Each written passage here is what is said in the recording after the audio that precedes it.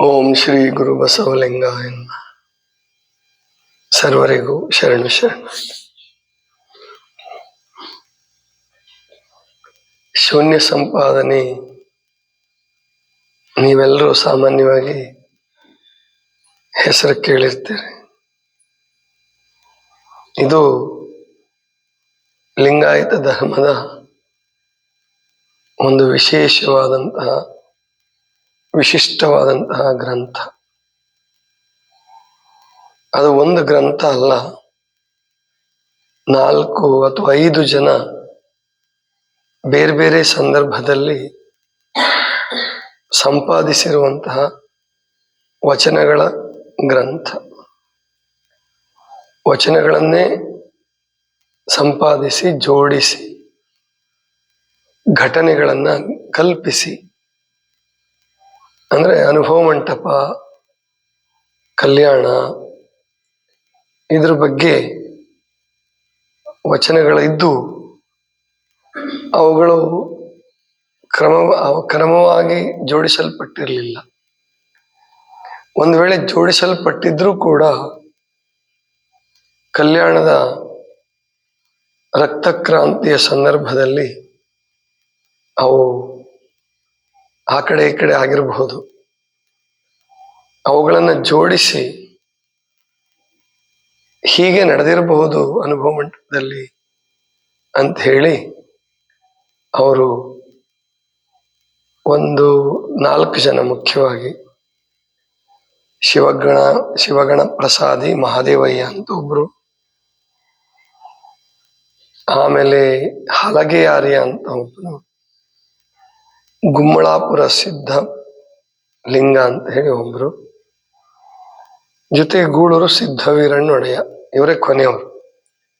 ಗೂಳೂರು ಸಿದ್ಧವೀರಣ್ಣೊಡೆಯರ ಕೊನೆಯವರು ಶೂನ್ಯ ಸಂಪಾದನೆ ಸಂಪಾದಿಸಿರೋರಲ್ಲಿ.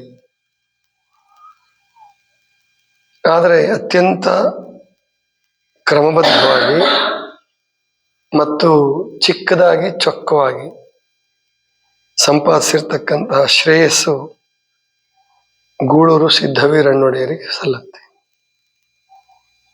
ಆ ಗೂಳೂರು ಸಿದ್ಧವೀರಣ್ಣೊಡೆಯರ ಶೂನ್ಯ ಸಂಪಾದನೆಯನ್ನು ಅನುಸರಿಸಿ ಶೂನ್ಯ ಸಂಪಾದನೆಯ ಪರಾಮರ್ಶೆ ಅಂತ ಹೇಳಿ 20ನೇ ಶತಮಾನದ ಬಹಳ ದೊಡ್ಡ ವಿದ್ವಾಂಸ,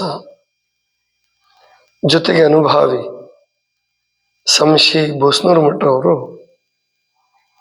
ಒಂದು ಬೃಹತ್ತಾದ ಪುಸ್ತಕವನ್ನು ರಚನೆ ಮಾಡಿದ್ದಾರೆ. ಬಹಳ ದೊಡ್ಡ ಪುಸ್ತಕ ಅದು. 22 ಅಧ್ಯಾಯಗಳನ್ನು ಒಳಗೊಂಡಂತಹ 1000 ಪುಟಗಳ ಮೇಲೆ, 1000 ಪುಟಗಳಿಗಿಂತ ಹೆಚ್ಚು ಇರ್ತಕ್ಕಂತಹ ಒಂದು ಪುಸ್ತಕ, ಮತ್ತು ಅಷ್ಟೇ ರಸವತ್ತಾಗಿ ಬರೆದಿದ್ದಾರೆ.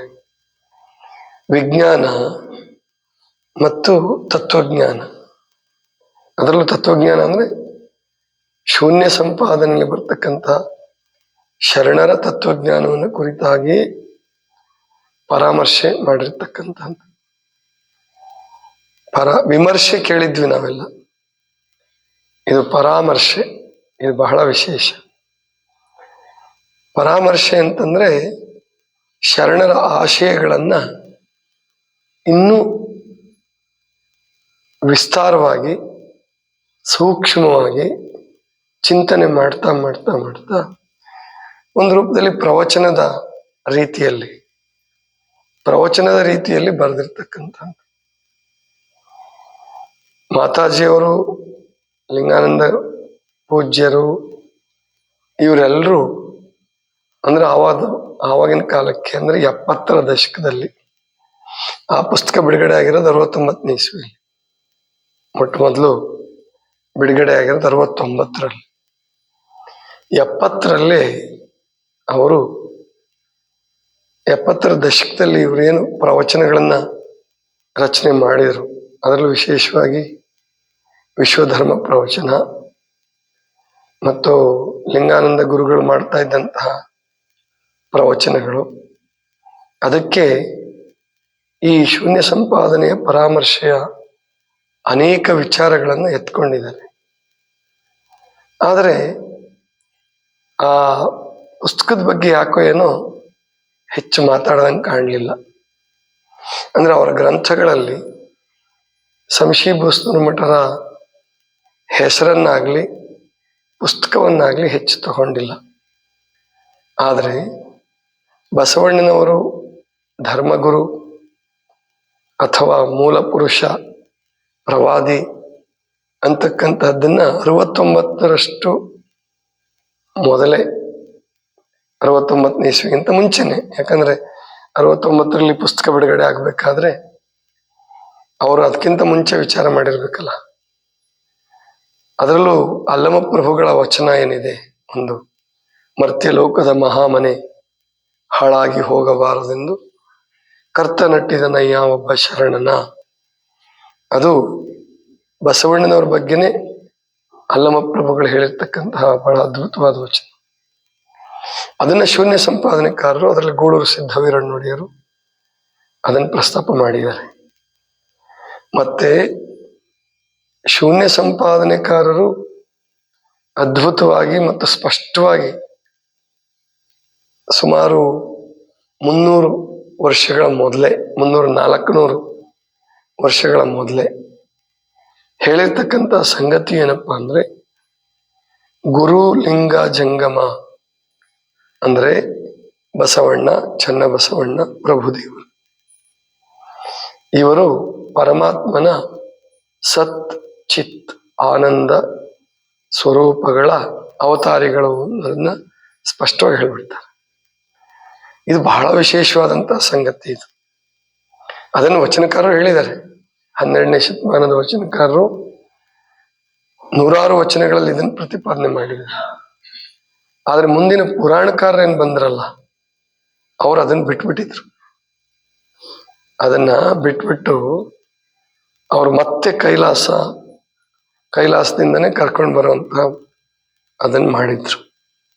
ಆದ್ರೆ ಗೂಳೂರು ಸಿದ್ದವೀರಣ್ಣನೊಡೆಯರು ಆ ತಪ್ಪನ್ನು ಮಾಡಲಿಲ್ಲ. ಅವರು ಸ್ಪಷ್ಟವಾಗಿ ಹೇಳಿದರು, ಕೈಲಾಸ ಅನ್ನೋ ಶಬ್ದನೇ ಹೆಚ್ಚು ತರಲ್ಲ, ಅಥವಾ ಕ್ವಚಿತ್ತಾಗಿ ಬಂದರೂ ಕೂಡ ಅದು ಒಂದು ಸ್ಥಳ ವಿಶೇಷವಾಗಿ ಬರೋದಿಲ್ಲ, ತತ್ವ ವಿಶೇಷವಾಗಿ ಬರುತ್ತೆ. ಆದ್ರೆ ಅವರು ಸ್ಪಷ್ಟವಾಗಿ ಹೇಳ್ತಕ್ಕಂಥದ್ದು ಏನಪ್ಪಾ ಅಂತಂದ್ರೆ, ಬಸವಣ್ಣ, ಚನ್ನಬಸವಣ್ಣ, ಪ್ರಭುದೇವರು ಇವರು ಗುರುಲಿಂಗ ಜಂಗಮದ ಅವತಾರಿಗಳು, ಗುರುಲಿಂಗ ಜಂಗಮ ಸ್ವರೂಪಿಗಳು. ಅದು ಪರಮಾತ್ಮನ ಸತ್ಸ್ವರೂಪ, ಚಿತ್ಸ್ವರೂಪ ಮತ್ತು ಆನಂದದ ಸ್ವರೂಪವನ್ನ ಗಟ್ಟಿಗೊಳಿಸಿಕೊಂಡು ಈ ಜಗತ್ತಿನಲ್ಲಿ ಬಾಳಿದವರವರು, ಅವತಾರ ಎತ್ತಿದವರು. ಅದು ಏನಕ್ಕೆ ಅಂದ್ರೆ ಜಗದ್ಹಿತಾರ್ಥವಾಗಿ ಅಂದ್ರೆ ಜಗತ್ತಿಗೆ ಒಳ್ಳೇದು ಮಾಡೋದಕ್ಕಾಗಿ. ಭಗವದ್ಗೀತೆಯಲ್ಲಿಯೂ ಕೂಡ ಅವತಾರ ಸಿದ್ಧಾಂತ ಬರುತ್ತೆ. ಅಲ್ಲಿ ಕೃಷ್ಣನನ್ನ ಅವತಾರಿಯನ್ನಾಗಿ ಮಾಡ್ತಾರೆ.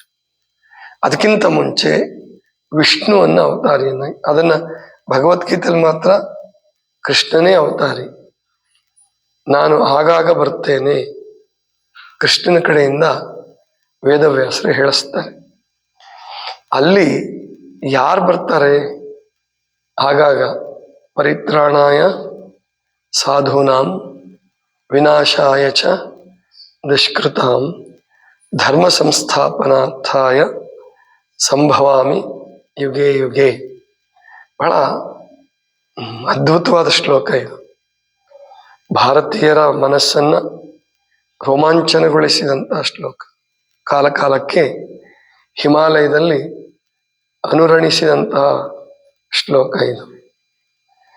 ಅಂತಹ ಈ ಶ್ಲೋಕದಲ್ಲಿ ಅವರು ಹೇಳೋದು, ವೇದವ್ಯಾಸರು ಹೇಳೋದೇನಪ್ಪಾ ಅಂತಂದ್ರೆ, ಪರಿತ್ರಾಣಾಯ ಸಾಧೂನಾಂ ಅಂದ್ರೆ ಸಾಧುಗಳಿಗೆ ಶಕ್ತಿ ನೀಡುವುದಕ್ಕಾಗಿ. ತ್ರಾಣ ಅಂದ್ರೆ ಶಕ್ತಿ.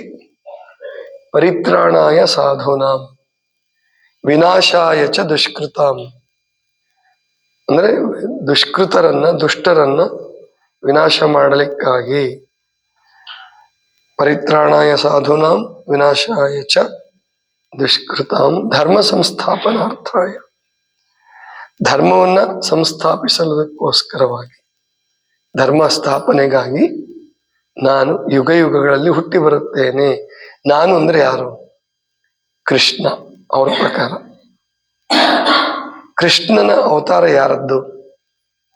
ಅವರು ನಂಬಿಕೊಂಡಿರೋ ಪ್ರಕಾರ, ವೈಷ್ಣವ ಸಿದ್ಧಾಂತ ನಂಬಿಕೊಂಡಿರೋ ಪ್ರಕಾರ ರಾಮನೇ ಕೃಷ್ಣನ ಅವತಾರ. ಹಾಗಾದ್ರೆ ರಾಮ ಯಾರ ಅವತಾರ? ರಾಮ ಪರಶುರಾಮನ ಅವತಾರ. ಹಾಗಾದ್ರೆ ಪರಶುರಾಮ ಯಾರ ಅವತಾರ? ಅವನು ನರಸಿಂಹನ ಅವತಾರ. ನರಸಿಂಹ ಯಾರ ಅವತಾರ? ಅವನು ಕೂರ್ಮ, ಮತ್ಸ್ಯ, ಕೂರ್ಮ ಮತ್ತು ವರಾಹಗಳ ಮುಂದುವರೆದ ಭಾಗ. ಈ ರೂಪದಲ್ಲಿ ಅವರು ದಶಾವತಾರವನ್ನು ಹೇಳ್ತಾರೆ. ಇದು ಸಾರ್ವತ್ರಿಕವಾಗಿ ಒಪ್ಪುವಂತಹ ಸಂಗತಿ ಅಲ್ಲ. ಅದನ್ನು ಅನುಸರಿಸ್ತಕ್ಕಂಥವ್ರು ಒಪ್ಕೊಳ್ಬಹುದು. ಆದರೆ ಈ ಸತ್ ಚಿತ್ ಆನಂದದ ಸ್ವರೂಪ ಏನಿದೆಯಲ್ಲ, ಸತ್ ಚಿತ್ ಆನಂದ ಸ್ವರೂಪವನ್ನು ಎಲ್ಲರೂ ಒಪ್ತಾರೆ. ಪರಮಾತ್ಮನಿಗೆ ಈ ಸತ್ ಚಿತ್ ಆನಂದ ಸ್ವರೂಪ ಇದೆ ಅಂತ ತಿಳ್ಕೊಂಡು ಬೌದ್ಧರು ಜೈನರು ಒಪ್ತಾರೋ ಇಲ್ಲೋ ಗೊತ್ತಿಲ್ಲ ನನಗೆ. ಆದರೆ ವೈಷ್ಣವ ಮತ್ತು ಶೈವ ಸಿದ್ಧಾಂತಗಳೇನಿದ್ದಾವೆ, ಬಹಳ ಪ್ರಮುಖವಾದಂತಹ ಸಿದ್ಧಾಂತಗಳಿವೆ. ವೈದಿಕ ಸಿದ್ಧಾಂತ ಮತ್ತು ಆಗಮ ಸಿದ್ಧಾಂತ. ವೈದಿಕ ಸಿದ್ಧಾಂತ ಪ್ರತಿಪಾದನೆ ಮಾಡೋದು ವೈಷ್ಣವ ಸಿದ್ಧಾಂತ. ಆಗಮಗಳು ಹೇಳ್ತಕ್ಕಂಥದ್ದು ಶೈವ ಪದ್ಧತಿಯನ್ನು. ಈ ಎರಡೂ ಪರಮಾತ್ಮನ ಸಚ್ಚಿದಾನಂದ ಸ್ವರೂಪವನ್ನು ಒಪ್ತವೆ. ಆ ಸತ್ ಚಿತ್ ಆನಂದ ಸ್ವರೂಪವೇ ಬಸವಣ್ಣ, ಚನ್ನಬಸವಣ್ಣ ಮತ್ತು ಪ್ರಭುದೇವರಾಗಿ ಹುಟ್ಟಿದರು. ಅವರೇ ಗುರುಲಿಂಗ ಜಂಗಮದ ಅವತಾರಿಗಳು ಅಂತಕ್ಕಂಥದ್ದನ್ನ ಸ್ಪಷ್ಟವಾಗಿ ಶೂನ್ಯ ಸಂಪಾದನೆಕಾರರು ಹೇಳಿದರು. ಅದನ್ನ 12ನೇ ಶತಮಾನದಲ್ಲಿ ಶರಣರು ಹೇಳಿದ್ರೂ ಕೂಡ ಅದು ಒಂದೇ ಕಡೆ ಸಿಕ್ಕಲ್ಲ, ಅಂದ್ರೆ ಒಂದು ವಚನದಲ್ಲಿ ಸಿಕ್ಕಲ್ಲ. ಅದು ಸೃಷ್ಟಿ ವಚನಗಳಲ್ಲಿ ಒಂದು ಸ್ವಲ್ಪ ಹತ್ತತ್ರಕ್ಕೆ ಬರೋ ಹಾಗೆ ಹೇಳ್ತಾರೆ. ಆದರೆ ಶೂನ್ಯ ಸಂಪಾದನೆಕಾರರು ಈ ಶುದ್ಧ ಚಿನ್ನಕ್ಕೆ, ಅಪರಂಜಿಗೆ ತಾಮ್ರ ಬೆರೆಸಿದ್ರೆ ಮಾತ್ರ ಚಿನ್ನ ಆಗತ್ತೆ. ಹಾಗೆ ಈ ಶುದ್ಧವಾದಂತಹ ವಚನ ಧರ್ಮಕ್ಕೆ, ವಚನ ಧರ್ಮ ಸಾರ ಸಾಮಾನ್ಯ ಜನರಿಗೆ ಅರ್ಥ ಆಗಲಿ ಅಂತ ತಿಳ್ಕೊಂಡು ಶೂನ್ಯ ಸಂಪಾದನೆಕಾರರು ಅದಕ್ಕೆ ಸ್ಪಷ್ಟವಾಗಿ ಹೇಳ್ತಾರೆ, ಅವತಾರ ಅನ್ನೋ ಶಬ್ದವನ್ನೇ ಬಳಸ್ತಾರೆ. ಆದರೆ 12ನೇ ಶತಮಾನದಲ್ಲಿ ಅವತಾರ ಅಂತ ಬಳಸೋದು ಬಸವಣ್ಣವ್ರಿಗೊಬ್ಬರಿಗೆ. ಮಡಿವಾಳ ಮಾಚಿದೇವರು, ಅಲ್ಲಮ ಪ್ರಭುದೇವರು, ಸಿದ್ದರಾಮೇಶ್ವರರು ಎಲ್ಲರೂ ಸ್ಪಷ್ಟವಾಗಿ ಬಸವಣ್ಣವ್ರಿಗೊಬ್ಬರಿಗೆ ಬಳಸ್ತಾರೆ. ಆದರೆ ಶೂನ್ಯ ಸಂಪಾದನೆಕಾರರು 3 ಜನರನ್ನು ಅವತಾರ ಪುರುಷ ಅಂತ ಕರೀತಾರೆ. ಬಸವಣ್ಣ, ಚನ್ನಬಸವಣ್ಣ, ಅಲ್ಲಮ ಪ್ರಭುದೇವ. ಅದು ಸ್ಪಷ್ಟವಾಗಿ ಹೇಳ್ತಾರೆ, ಸಚ್ಚಿದಾನಂದ ಸ್ವರೂಪದ ಅವತಾರ. ಇವರು ಶಾಪಗ್ರಸ್ತರಾಗಿ ಬಂದವರಲ್ಲ. ಇದನ್ನು ಸ್ಪಷ್ಟವಾಗಿ ಅರ್ಥ ಮಾಡ್ಕೋಬೇಕು. ಈ ವಿಷಯವನ್ನೇ ಮತ್ತೆ ನಾಳಿನ ಚಿಂತನೆಯಲ್ಲಿ ಮುಂದುವರಿಸೋಣ. ಸರ್ವರಿಗೂ ಶರಣು ಶರಣ.